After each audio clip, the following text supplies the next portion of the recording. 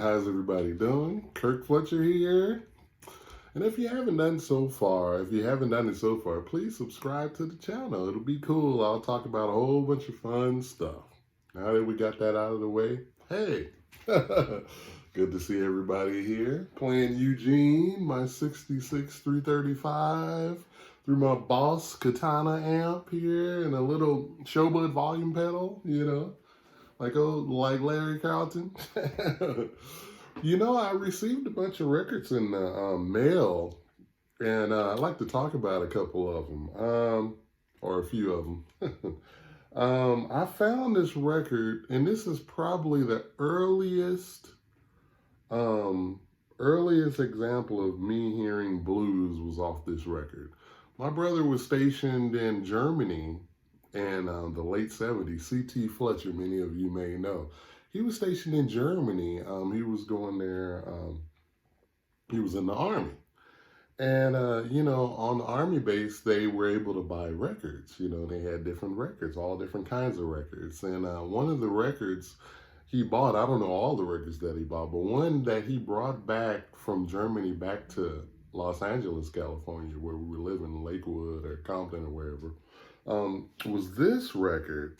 And this picture and everything about this record has always been, ever since I was probably 6 or 7 years old. And I heard a song on this record called Turn On Your Love Light. And I remember that being that young, and it just resonated with me, and I just thought it was the most amazing thing. And I thought the record cover was really cool even as a child, because I was definitely a young child. But I actually, on Discogs, I found that record. I found the actual record. Discogs is a great app to have to buy. It's like a record marketplace, and it's fantastic, and you can find everything on there. And this is the record, Bobby Blue Bland Greatest Hits. And this is the cover, and this is everything that I can vaguely remember in my mind, but especially, like further on up the road, because my mom talked about that song too, and Turn On Your Love Light, and those songs, she listened to as a teenager, growing up in Pine Bluff, Arkansas. So I was always intrigued by who was Bobby Bland, who was Bobby Blue Bland, So my brother got this record, and he brought it back, like I said, and it's amazing. Some of the songs on this particular compilation has like Further On Up the Road, Turn On Your Love Light, Soul of a Man, Jelly Blues, woo! Ain't That Loving You, Stormy Monday, Yield Not to Temptation, Call on Me, Share Your Love with Me. It's amazing. This record is just amazing group of, really a variety of a lot of his songs, It's kind of put together in a unique way, Excuse me. And another record that I got in the mail is just fantastic. This Robert Nighthawk record, Bricks in My Pillow. And you'll find, like Crying Won't Help You on here, and Take It Easy Baby, and it also has a version of Maggie Campbell on this record, where, I've first heard Tommy Johnson do that record. Do that song. And it's just amazing. The tone that he gets on here and the slide playing and the singing is just so wonderful. It's like blues at its best. So I definitely check out Robert Nighthawk, Bricks in My Pillow, too. You can find this many different places, but I would suggest listening to it on record, because you'll get kind of more of the feel of how it was when it was put out. It'll just be a little warmer sounding. And also, flipping the script a little bit, I bought this record. Stuff. This is probably like the first record. It's got Foots on here, My Sweetness, and Want Some of This, and all of these cool songs, Happy Farms stuff. And this is the group of gentlemen, Gordon Edwards, Steve Gadd, Chris Parker on here, Eric Gales, Cornell Dupree, Richard T. Did I say Richard T already? How could I not say Richard T? One of my favorite keyboard players of all time, Rhodes organ piano. He was fantastic. And a lot of records he incorporated, a lot of soul in places that you wouldn't even think, he would just interject his soulful playing, into that. So this is their debut record, I believe, and this is fantastic. I mean, I think before they were stuff, some of the members were called the Encyclopedia of Soul.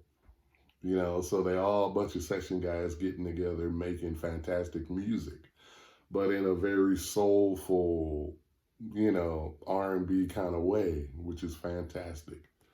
So yeah, definitely check out Stuff. This record is amazing. I mean, the introduction that Richard T plays on My Sweetness, just his piano introduction is like one of the most beautiful things I ever heard. And then, I don't know if I talked about this record or not before, but, excuse me, this record and this cover, Folk Festival of the Blues, I just got this on record, and this cover, and this has a young Buddy Guy on guitar, and it sounds like he's playing a Strat in a basement, turned up loud, maybe a couple cocktails. Woo! Uninhibited beauty. It's just fantastic. Muddy, and everybody sound really fantastic on it. I don't know all the details. Maybe some of it wasn't live. I don't know. Maybe canned applause. I don't know. I don't care. But I know I love this record a whole lot. So definitely look out for this record. And then my buddy Cadillac Zach out in LA hit me to this record, because I love Little Milton too, I mean, he was definitely a person that all of my uncles on my mom's side listened to, a lot of his songs. And this record is very unique because it has Magic Slim and the Teardrops. It has the Teardrops rhythm section on here, and it's a stripped down thing. It doesn't have Magic Slim on there, but it has this rhythm section on here playing with Little Milton. And it was recorded in France for the Isabel record label. And it's fantastic. It's got, let's see which version. It's got Lucky Peterson actually playing organ on it. And it's got Nick Holt on bass, obviously, the Teardrops, and Nate Applewhite on drums. And I think this is the first time he ever does The Blues Is All Right recorded. Don't quote me on that. I don't know. Don't care. But I love this version.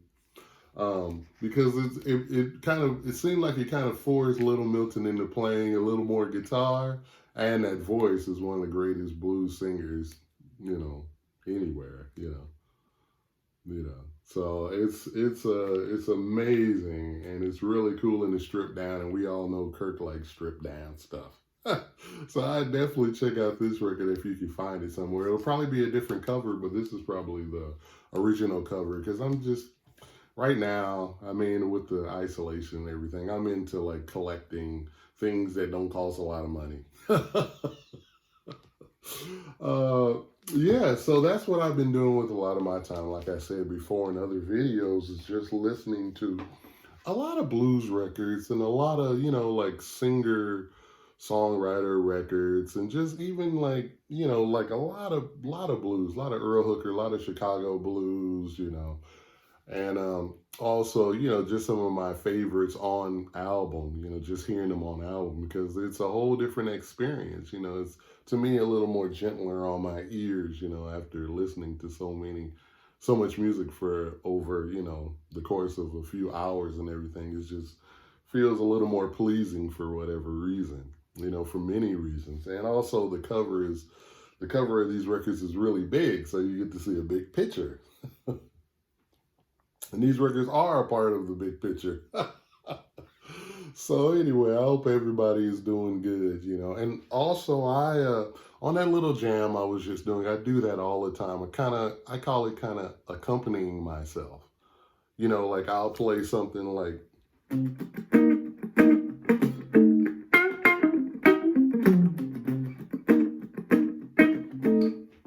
So that way, like if you play and you kind of play licks in between like a rhythm part, it seems to me my soloing and my lead lines kind of connect with the rhythm. Like it's all kind of one. So when you start playing the single notes, it still sounds like you're keeping within the groove. And that's a real big secret into the way I play guitar. For most stuff, I'm definitely trying to, even when I take a solo, I'm still trying to have some kind of rhythm going with it and play with the time in a way to add excitement, like dynamics is a big part, playing loud and soft. That's one of the easiest effects you can use, playing really loud on the part or really soft on the part, or playing in a really rhythmic way, like playing a line like,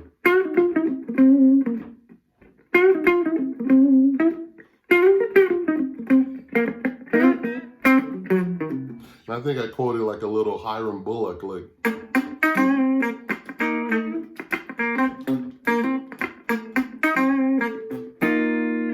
that kind of thing. I love that. You like real staccato, like I love little signature licks and little things like that from different players. And Hiram Bullock, I'll have to do a whole, video on Hiram Bullock because he was a big influence to me, and just the way he played and amazing. I'm always drawn to like players who play on many different records, but they still have their own personality. And this was sort of like a light bulb um, thing for me, because I always thought, growing up, like, oh man, I have to be super versatile. You got to play like flamenco guitar. You got to do all these different things and be so versatile. But the players that really stand out to me are the players that played on a lot of records, but it still sound like them, like Eric Gale, Cornell Dupree, and different players like that, LC, Larry Carlton, a lot of those guys, like when you think of like Larry Carlton, like say like Michael Franks, the Art of T, or you think about, like Kid Charlemagne. I mean, his style and his melodic sense just worked on those different records, but I still could tell it's him, in a way. And that's like the ultimate goal for me, to be able to like interject your sound and your style on many different things, and what does it take to make those, make that happen for you. So anyway, I know it's a lot of information in this, a lot of topics in this all over the place, but hey, what do you want? All right, everybody enjoy. Hopefully everybody survived through the July 4th things.